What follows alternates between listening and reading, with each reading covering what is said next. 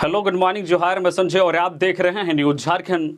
समय हो चला है झारखंड की खबरों को जानने का, तो चलिए जानते हैं आज की झारखंड की 25 मुख्य बड़ी खबरों को। प्रचंड गर्मी के बाद फिर बदला मौसम का मिजाज, कई जिलों में बारिश का अलर्ट। झारखंड का उच्चतम तापमान 43.6 डिग्री तक पहुंच गया है। पिछले 24 घंटे के दौरान सूबे में कुछ जगहों पर प्रचंड गर्मी महसूस की गई, तो कुछ जगहों पर हल्के दर्जे की बारिश भी हुई है। पश्चिमी विक्षोभ के असर से झारखंड की राजधानी रांची समेत कई जिलों में तेज हवाओं के साथ बारिश एवं वज्रपात का अलर्ट भारत मौसम विज्ञान विभाग (IMD) ने जारी किया है। वहीं पिछले 24 घंटे की बात करें तो रविवार से ही मौसम का मिजाज एक बार फिर से बदल गया है। कई क्षेत्रों में दोपहर बाद तेज हवाओं के साथ बारिश भी हुई है, जिससे लोगों को गर्मी से राहत मिली है। उन्होंने कहा है कि आज 8 अप्रैल को भी कुछ जगहों पर गरज के साथ बारिश होगी। वहीं 30 से 40 किलोमीटर प्रति घंटे की रफ्तार से हवाएं चलेंगी। कुछ जगहों पर वज्रपात होने की भी आशंका बनी हुई है, जिसको लेकर मौसम विभाग ने लोगों से सावधान और सतर्क रहने की सलाह दी है।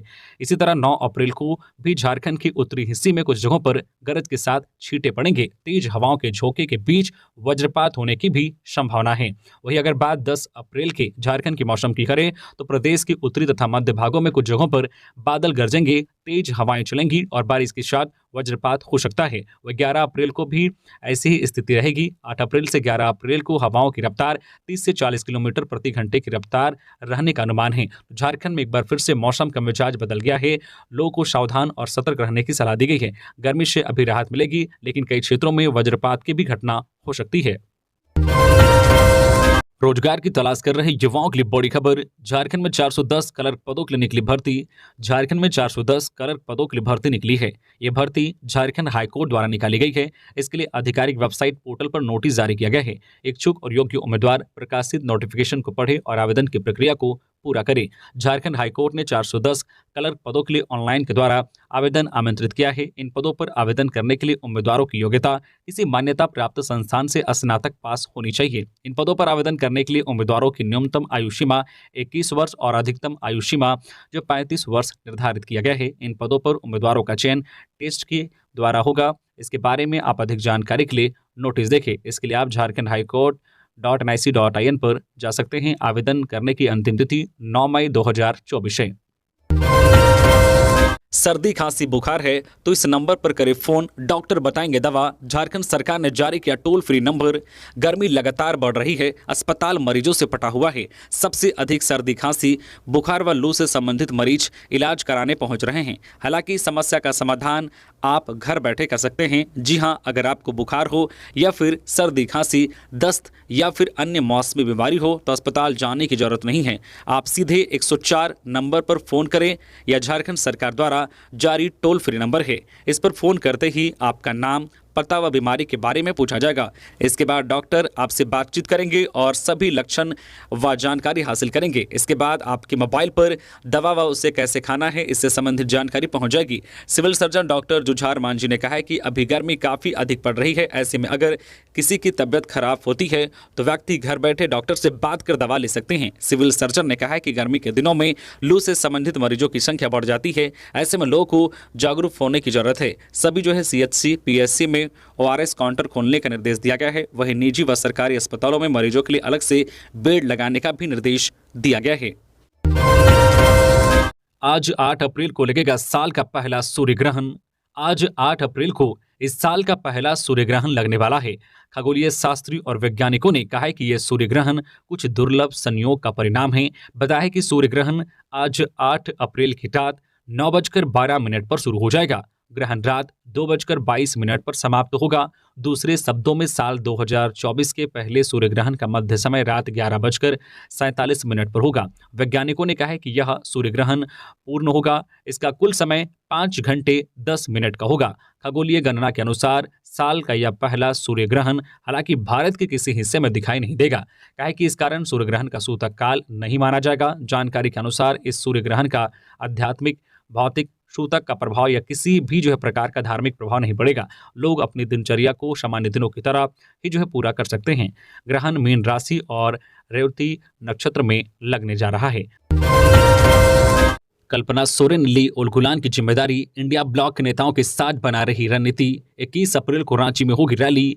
झारखंड मुक्ति मोर्चा भाजपा और केंद्र की नरेंद्र मोदी सरकार के खिलाफ 21 अप्रैल को रांची में उलगुलान महारैली करने वाली है। इस रैली को ऐतिहासिक बनाने की पूरी जिम्मेदारी पूर्व मुख्यमंत्री हेमंत सोरेन की पत्नी कल्पना सोरेन ने संभाल ली है। इसके लिए एक और जहां झामुमो के केंद्रीय कार्यालय में वे जिलावार पार्टी पदाधिकारियों की बैठक कर रही है और जिला झामुमो के अध्यक्ष, महासचिव और पार्टी पदाधिकारियों को उत्साहित करने के साथ साथ उन्हें टास्क भी सौंप रही है। वहीं दूसरी ओर वे अपने सहयोगी दलों के नेताओं के साथ बैठक भी कर रही है। कल्पना सोरेन ने अपनी आवास पर रविवार को इंडिया गठबंधन के नेताओं के साथ बैठक की। इस बैठक में कांग्रेस के राष्ट्रीय महासचिव और प्रदेश प्रभारी गुलाम अहमद मीर, प्रदेश अध्यक्ष राजेश ठाकुर, सीपीआई माले के विधायक विनोद सिंह, राष्ट्रीय जनता दल की ओर से मंत्री सत्यानंद भोक्ता और प्रदेश महासचिव कैलाश यादव शामिल हुए। झारखंड मुक्ति मोर्चा के केंद्रीय महासचिव विनोद पांडे भी इस बैठक में मौजूद रहे। हजारीबाग डीसी नैन्सी सहाय ने रामनवमी के जुलूस मार्गों का किया निरीक्षण, दिए आवश्यक निर्देश। हजारीबाग डीसी नैन्सी सहाय व एसपी अरविंद कुमार सिंह की अगुवाई में रविवार को प्रशासनिक अमले ने रामनवमी पर्व के मद्देनजर रामनवमी जुलूस मार्गों का निरीक्षण किया। जिला प्रशासन एवं पुलिस प्रशासन के उच्च अधिकारियों के साथ हजारीबाग के तमाम जुलूस मार्गों का मुआयना किया। इस दौरान डीसी ने संबंधित अधिकारियों को सड़क मार्ग में पड़ने वाले पेड़ों की डालियों, अव्यवस्थित बिजली के तारों आदि को व्यवस्थित करने का निर्देश दिया। साथ ही जुलूस मार्गों पर बैरिकेडिंग का आकलन करते हुए रूट लाइन के सड़क किनारे रखे ईंट, बालू व पत्थर को हटाने का भी निर्देश दिया। रूट का निरीक्षण पुलिस कंट्रोल रूम जो है इंद्रपुरी चौक, सदर अस्पताल जो है पैगोड़ा चौक, झंडा चौक, महावीर स्थान, गवाल टोली चौक, जामा मस्जिद रोड, बुचर टोली चौक तथा पिलावल चौक तक किया गया। खबरों में आगे बढ़ने से पहले अगर आप अभी तक न्यूज़ झारखंड चैनल को सब्सक्राइब नहीं किए हैं तो प्लीज़ चैनल को सब्सक्राइब करके बेल आइकन प्रेस कर दीजिए, जिससे आपको झारखंड की हर छोटी बड़ी खबर का अपडेट आप तक पहुंचता रहे। तो चलिए बढ़ते हैं खबरों की ओर। कृषि बाजार समिति कैंपस में लगी आग, 8 गाड़ियां जलकर राख। बरवाडा थाना गाड़ियां जब्त कर कैंपस में रखते थे, काफी मशक्कत के बाद आग पर काबू पाया। धनबाद कृषि बाजार समिति प्रांगण बरवा अड्डा में भीषण आग लग गई, जिसमें 8 गाड़ियां जलकर नष्ट हो गई। घटना की सूचना पाकर अग्निशमन दल मौके पर पहुंचा और आग पर काबू पाया। घटना के संबंध में बाजार समिति के अध्यक्ष जितेंद्र अग्रवाल ने बताया है कि बरवा अड्डा पुलिस स्टेशन द्वारा जब्त की गई गाड़ियां बाजार समिति परिसर में खड़ी की जाती है। इसके आसपास झाड़ी झंकार खड़े हो गए हैं, जिसमें आग लगने से वहां खड़ी जब्त की वाहनों को चपेट में ले लिया। तेज हवा की वजह से आग बहुत ही कम समय में विकराल रूप धारण कर लिया, जिससे इलाके में अफरा तफरी मच गई। उन्होंने बताया कि लोकसभा चुनाव 2024 के लिए जिला प्रशासन द्वारा मतगणना स्थल और स्ट्रांग रूम के तौर पर बरवाडा कृषि बाजार प्रांगण को स्ट्रांग रूम और मतगणना स्थल बनाया गया है, जहां चुनाव होने के बाद धनबाद लोकसभा क्षेत्र के विभिन्न मतदान केंद्रों से ईवीएम लाकर रखी जाएगी, लेकिन कृषि बाजार प्रांगण में सुरक्षा का घोर अभाव है। इस संबंध में समिति ने कई बार जिला प्रशासन को पत्र लिखकर सूचित किया है, जिस पर अब तक कोई कार्रवाई नहीं हुई है। ऐसे में रविवार को आग लगी की घटना होना चिंताजनक है। मस्जिद में वर्चस्व को लेकर 2 गुटों में मारपीट, महिला समेत 2 घायल। गिरिडीह के मुफस्सिल थाना इलाके के कोंगड़ी गांव में रविवार की शाम मस्जिद में वर्चस्व कायम करने को लेकर 2 गुटों में जमकर मारपीट हुई, जिसमें एक गुट से गांव के ही रियाज और एक महिला सबनम के घायल होने की बात कही जा रही है। इधर इसकी पुष्टि करते हुए थाना प्रभारी श्याम किशोर महतो ने घटना की पुष्टि की है और अब दोनों गुट से आवेदन आने के बाद कार्रवाई की जाएगी। मारपीट की घटना के बाद एक गुट के लोगों के फरार होने की भी बात कही जा रही है। जानकारी के अनुसार कोंगड़ी गांव के मस्जिद में रविवार की शाम अंजुमन कमेटी में वर्चस्व कायम करने को लेकर मारपीट की घटना होने की बात कही जा रही है। इसमें एक गुट अपना वर्चस्व स्थापित करना चाहता था तो दूसरा गुट उसे मानने को तैयार नहीं था, लिहाजा इसी बात को लेकर मारपीट की घटना हुई, जिसमें रियाज और सबनम को गंभीर चोट लगी है। फिलहाल दोनों का इलाज सदर अस्पताल में चल रहा है। अवैध विदेशी शराब की मिनी फैक्ट्री का उद्भेदन, नूतंडी में जमीन के अंदर छिपाकर गाड़े हुए थे ड्राम, शराब व अन्य सामग्री बरामद। बोकारो के नूतंडी में जरीडी थाना क्षेत्र ने छापा मारा, जहां से अवैध विदेशी शराब की मिनी फैक्ट्री का उद्भेदन किया गया। तलाशी के क्रम में 4 दीवारी के अंदर बने एक कमरे एवं जमीन के अंदर छिपाकर गाड़े हुए ड्राम के अंदर बोरे में रखे विदेशी शराब एवं स्प्रीट बरामद हुआ। छापेमारी के क्रम में अभियुक्त नूतंडी ग्राम निवासी बसंत महतो के विरुद्ध उत्पाद विभाग ने मामला दर्ज किया। छापेमारी दल में निरीक्षक उत्पाद संजीत देव, अवर निरीक्षक उत्पाद सदर कृष्णा प्रजापति, अवर निरीक्षक उत्पाद चंद्रपुरा और तेनुघाट दीपिका कुमारी, जरीडी थाना प्रभारी अमित राय, सोनू चौधरी, विकास विश्वकर्मा एवं सशस्त्र बल शामिल थे। इन्होंने विभिन्न ब्रांड की 675 लीटर विदेशी शराब, तैयार रंगीन शराब, विभिन्न ब्रांड के 4000 लेबल, 4000 ढक्कन, 5000 नकली होलोग्राम और जो है केरामेल जब्त किया है। झारखंड के पूर्वी सिंहभूम में जो है केसरपुर चेक पोस्ट से 71,500 रुपए बरामद, पिकअप वैन से मिले कैश। लोकसभा चुनाव 2024 को लेकर पुलिस और एसएसटी का संयुक्त चेकिंग अभियान जारी है। इसके तहत पश्चिम बंगाल निवासी बबलू सोरेन की पिकअप वैन से 71,500 रुपए कैश बरामद किए गए हैं। पूछताछ करने पर ड्राइवर कैश के संबंध में जानकारी और वैध दस्तावेज नहीं दे पाया। पुलिस की ओर से नियमानुसार रुपए जब्त कर आगे की कार्रवाई की जा रही है। वैसे ड्राइवर ने बताया है कि गालोडी बाजार में धान बेचकर वह वापस पश्चिम बंगाल लौट रहा था। इसी दौरान वाहन की तलाशी ली गई। टीपीसी उग्रवादियों द्वारा बंद कराए गए कोयल नदी पर पुल निर्माण कार्यस्थल का एसपी ने किया निरीक्षण, एसआईटी करेगी जांच। गुमला में 2 दिन पूर्व टीपीसी उग्रवादियों ने पुल निर्माण कार्य बंद करा दिया था। रविवार को गुमला एसपी घटनास्थल पर पहुंचे। घाघरा प्रखंड के डुको सिकवारा गांव में कोयल नदी पर चल रहे पुल निर्माण कार्य को लेवे के लिए उग्रवादियों ने बंद करा दिया था। गुमला एसपी जो है शंभू कुमार सिंह ने घटनास्थल का निरीक्षण किया और कांड के अनुसंधान एवं जो है अपराधियों की गिरफ्तारी संबंधित जरूरी दिशा निर्देश दिया। वहीं उग्रवादियों की गिरफ्तारी के लिए गुमला एसडीपीओ सुरेश प्रसाद यादव के नेतृत्व में एसआईटी टीम का गठन किया गया है, जिसमें इंस्पेक्टर महेंद्र करमाली समेत जिले के कई थानेदारों को शामिल किया गया है। वहीं इस संबंध में सिसई थाना में अज्ञात उग्रवादियों के खिलाफ प्राथमिकी भी दर्ज कराई गई है, जिसका अनुसंधान किया जा रहा है। धनबाद में सड़क हादसा, 6 लोग हुए गंभीर रूप से घायल, पुटकी पास पलटी कार, घायलों को पहुंचाया अस्पताल। धनबाद जिले के पुटकी थाना क्षेत्र में रविवार को एक सड़क दुर्घटना हुई, जिसमें गाड़ी में सवार 6 लोग गंभीर रूप से घायल हो गए। इसके बाद स्थानीय लोगों की मदद से उनके परिजनों को जो है सूचना दिया गया। परिजन मौके पर पहुंचकर घायल सभी लोगों को बेहतर इलाज के लिए धनबाद के मेडिकल अस्पताल ले गए। घटना के संबंध में घायल के परिजन जो नीतीश रवानी ने बताया है कि रविवार सुबह मनाईटांड निवासी सभी 6 लोग अपने घर से पूजा करने के लिए अल्टो कार से बागमारा चिटाही धाम राम मंदिर जा रहे थे। इसी दौरान पुटकी के पास तीखा मोड़ के समीप अल्टो कार पलट कर गया। पलटी कर गया, जिसके बाद सूचना मिलते ही सभी लोगों को SNMMCH अस्पताल लाया गया। झारखंड के कुछ दशकों बाद होगा मतदान, हेलीकॉप्टर के जरिए पहुंचेंगे मतदान दल।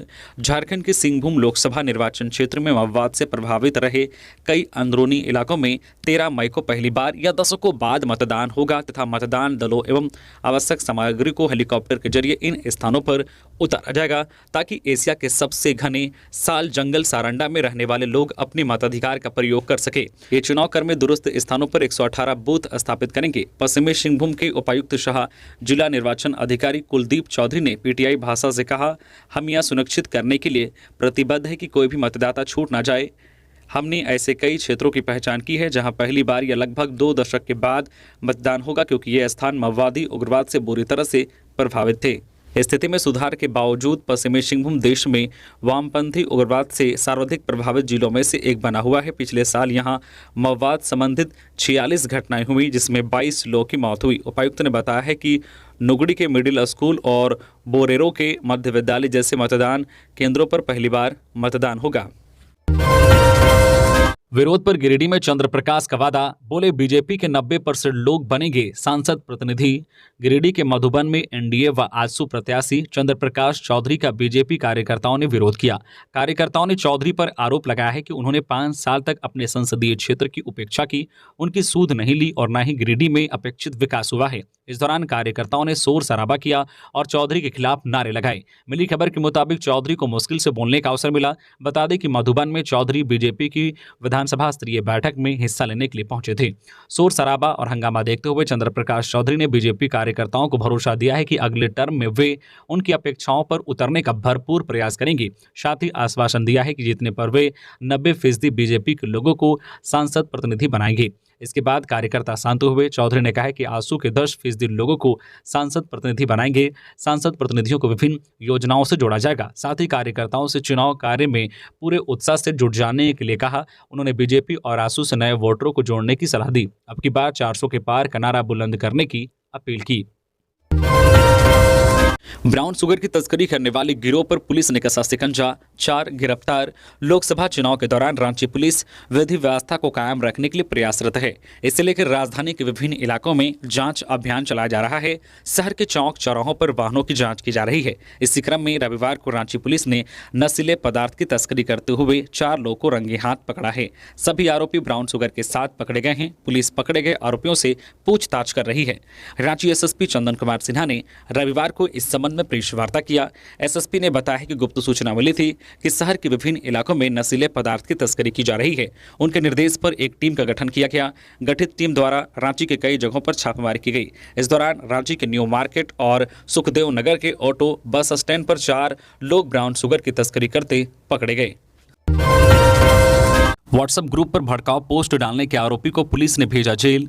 गिरिडीह के गांडे थाना पुलिस ने भड़काऊ पोस्ट डालकर समाज में हिंसा पैदा करने का प्रयास कर रहे युवक नसीर हुसैन को गिरफ्तार करने में सफल रही। आरोपी नसीर को पुलिस ने गुप्त सूचना के आधार पर गिरफ्तार किया। वहीं दूसरा आरोपी मोहम्मद इरफान अभी भी फरार है। जानकारी के अनुसार भड़काऊ पोस्ट डालने का आरोपी नसीर पिछले कई दिनों से फरार चल रहा था और इसी क्रम में उसे दबोचा गया। जानकारी के अनुसार देवघर के पतरौल में एक घटना के बाद गांडे के घाटकुला गांव निवासी नासिर ने गांडे के न्यूज ग्रुप में घटना के खिलाफ और घटना को अंजाम देने वाले लोगों की गिरफ्तारी नहीं होने पर मंत्री डीएसपी आवास का घेराव और रोड जाम करने से जुड़ा भड़काऊ पोस्ट शेयर किया था। पुलिस की माने तो गांडे के जिस समूह में नसीर ने यह पोस्ट किया था उसमें काफ़ी संख्या में दूसरे समुदाय के लोग भी सदस्य थे। लिहाजा मामले की गंभीरता को देखते हुए गांडे थाना ने नासिर के खिलाफ केस दर्ज कर उसे गिरफ्तार करने में जुट गई थी, लेकिन आरोपी फरार चल रहा था। इसी क्रम में गुप्त सूचना के आधार पर उसे गिरफ्तार किया गया और जेल भेज दिया गया। जंगल में छिपा कर रखी 97.50 लाख के 650 किलोग्राम डोडा खूंटी पुलिस ने किया बरामद। जंगल में छिपाकर रखी 97.50 लाख के 650 किलोग्राम डोडा खूंटी पुलिस ने बरामद किया है। पुलिस के अनुसार खूंटी एसपी को गुप्त सूचना मिली थी कि अड़की थाना क्षेत्र के चाराडी जंगल में अवैध रूप से डोडा छिपाकर रखा गया है। सूचना पर एसएसबी के समादेष्टा नीलेश संतोष माशूले अड़की थाना प्रभारी के नेतृत्व में छापेमारी दल का गठन किया गया। गठित छापेमारी दल त्वरित कार्रवाई करते हुए चाराडी गांव स्थित जंगल में छिपाकर रखे गए 35 बोरा में 650 किलोग्राम अवैध डोडा बरामद किया गया। बरामद डोडा का एनसीबी द्वारा अनुमोदित दर के आधार पर 97,50,000 रुपए बताया गया है। धूमधाम से मनेगा सरहुल। पूर्व संध्या में आयोजित होंगे सांस्कृतिक कार्यक्रम।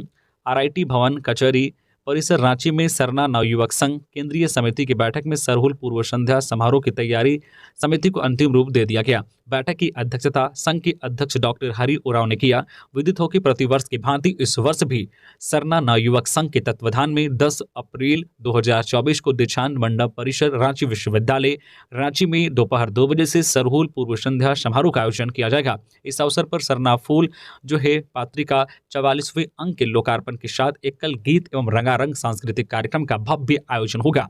संघ के सचिव प्रोफेसर वीरेंद्र उरांव ने बताया है कि सरहुल पूर्व संध्या समारोह में 30 से 35 एकल गीत एवं जनजातीय नृत्य दल शामिल होगा। जेपी पटेल ने हजारीबाग सीट से जीत का किया दावा। कहा जनता बीजेपी को नहीं बल्कि जेपी को चुनेगी। यशवंत सिन्हा को बताया अपना अभिभावक। हजारीबाग लोकसभा सीट पर इस बार मुकाबला दिलचस्प होने वाला है। कांग्रेस ने इस सीट पर बीजेपी से आई जयप्रकाश भाई पटेल यानी जेपी पटेल को अपना उम्मीदवार बनाया है, जबकि बीजेपी ने वर्तमान सांसद जयंत सिन्हा का टिकट काटकर विधायक मनीष जायसवाल को अपना उम्मीदवार बनाया है। क्या जयप्रकाश भाई पटेल बीजेपी के लिए बेहद मजबूत सीट मानी जाने वाली हजारीबाग से मनीष जायसवाल को चुनौती दे पाएंगे? कांग्रेस प्रत्याशी जयप्रकाश भाई पटेल ने इस सवाल का जवाब दिया है। जयप्रकाश भाई पटेल कहते हैं कि हजारीबाग की जनता ने इस बार बीजेपी की जगह जेपी को लोकसभा भेजने का मन बना लिया है। उन्होंने कहा कि कांग्रेस ने अपने 5 न्याय और 25 गारंटी को न्याय पत्र में शामिल कर यह स्पष्ट कर दिया है कि आम लोग उसकी प्राथमिकता है। उन्होंने कहा कि देश की जनता कांग्रेस की 5 गारंटी पर भरोसा करेगी। वही हजारीबाग में कांग्रेस की गारंटी के साथ साथ बीजेपी नहीं बल्कि जेपी का नारा लगेगा। जेपी पटेल ने हजारीबाग के पूर्व सांसद और पूर्व मंत्री यशवंत सिन्हा को अपना अभिभावक बताया है। उन्होंने कहा कि अभिभावक का आशीर्वाद हमेशा उनके बच्चों के साथ रहता है। गुमला में उग्रवादियों के खिलाफ एकजुट हुए ग्रामीण। बंद पड़े पुल का काम कराया शुरू, दी सख्त चेतावनी। गुमला जिले के घाघरा प्रखंड के डूगो सिखवार गांव के ग्रामीणों ने टीएसपीसी उग्रवादियों के खिलाफ एकजुट होकर हरवे हथियार उठा लिया है। साथ ही बंद कराए गए पुल का निर्माण कार्य शुरू करा दिया। ग्रामीणों ने उग्रवादियों को चेताते हुए कहा है कि अब अगर गांव के विकास के काम में बाधा पहुंचाया तो दौड़ा दौड़ा कर पीटेंगे। दरअसल टीएसपीसी उग्रवादियों ने गुरुवार की शाम कोयल नदी पर 6 करोड़ रुपए की लागत से बन रहे पुल का निर्माण कार्य जो है बंद करा दिया था। साथ ही 1 घंटे तक मजदूरों को बंधक बनाकर रखा था। उग्रवादियों का कहना था कि जब तक लेवी की राशि नहीं मिलेगी निर्माण कार्य शुरू नहीं होगा। इस घटना की जानकारी जब शुक्रवार को ग्रामीणों को हुई तो पूरे गांव में डुगडुगी बजा लोगों को शनिवार को पुल निर्माण स्थल पर जुटने का आह्वान किया गया। शनिवार को हरबे हथियार के साथ सैकड़ों लोग टांगी, तलवार, बलवा, हंसुआ, तीर धनुष, लाठी सहित पारंपरिक हथियार लेकर जुटे। ग्रामीणों ने बैठक कर निर्णय लिया है कि अपने गांव के विकास के लिए वह खुद उग्रवादियों से लड़ाई लड़ेंगे। उन्होंने कहा है कि पड़ोस के आधा दर्जन गांव के लोग उनके साथ हैं। ग्रामीणों ने चेतावनी देते हुए कहा है कि गांव के विकास में अगर कोई भी उग्रवादी संगठन या फिर असामाजिक तत्व बाधा पहुंचाएंगे तो उनको मुंह तोड़ जवाब दिया जाएगा। लोकसभा चुनाव 2024 प्रवासी मजदूरों को हर हाल में वोट करने को रामगढ़ डीसी ने लिखी चिट्ठी। 20 मई को रामगढ़ में लोकसभा चुनाव के लिए वोटिंग होनी है। इस क्रम में रामगढ़ जिला प्रशासन अपने स्तर से लगातार प्रयास कर रहा है कि वोटिंग परसेंटेज बढ़े, अधिक से अधिक संख्या में वोटरों की भागीदारी हो। मतदाता जागरूकता कोषांग सहित अन्य संबंधित कोषांगों के जरिए कई स्तरों पर प्रयास जारी है। इस क्रम में ऐसे कार्मिकों पर भी जो है उसकी निगाह है जो रोजी रोजगार के लिए दूसरे शहरों राज्यों में रह रहे हैं। उन्हें रामगढ़ आकर अपना वोट हर हाल में डालने में जिला प्रशासन ने दिलचस्प पहल की है। कार्मिकों को रामगढ़ डीसी चंदन कुमार ने वोटिंग करने को लेकर चिट्ठी लिखा है। चिट्ठी आई है कि अपील और मर्म के साथ उन्हें 20 मई को रामगढ़ आकर वोट करने की अपील की है। उनसे अपने मतदान का मोल समझने और अपने अधिकार का प्रयोग करने को कहा है। देवघर पुलिस ने शहर में पिस्तौल लहराते आशीष मिश्रा गैंग के 3 सदस्यों को किया गिरफ्तार। देवघर पुलिस ने आशीष मिश्रा गिरोह के 3 सदस्यों को गिरफ्तार किया है।